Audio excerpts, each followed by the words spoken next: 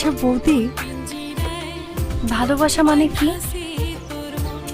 ভালোবাসা একটা গল্প বলি। এক দেশের একটা পাহাড়ের উপরে একটা রাজপ্রাসাদ ছিল। সোনায় মোড়ানো রাজপ্রাসাদের ভেতরে একটা রাজকন্যা বন্দী ছিল। সেই রাজকন্যার কোনো বাইরে যাওয়ার অধিকার ছিল না, কোনো স্বাধীনতা ছিল না, কাউকে ভালোবাসার অধিকারও ছিল না। রাজকন্যা সেই রাজপ্রাসাদে বসে বসে মন খারাপ করে আকাশের দিকে তাকিয়ে থাকত, আর জানলা দিয়ে আকাশের পাখিদের ওরা দেখে ভাবতো, ইস, আমি যদি ওই পাখিদের মতো উঠতে পারতাম। এসব ভাবতে ভাবতে রাজকন্যা কান্না করত।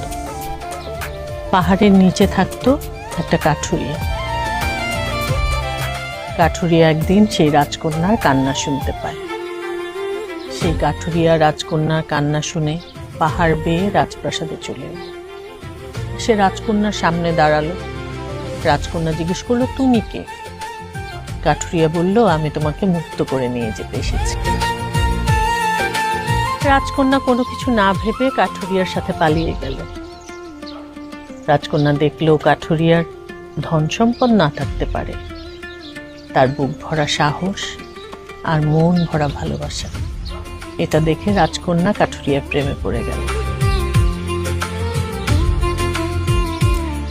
রাজকন্যা কাঠুরিয়ার ভালোবাসা পেল, আর কাঠুরিয়া রাজকন্যার সুন্দর একটা মন পেল।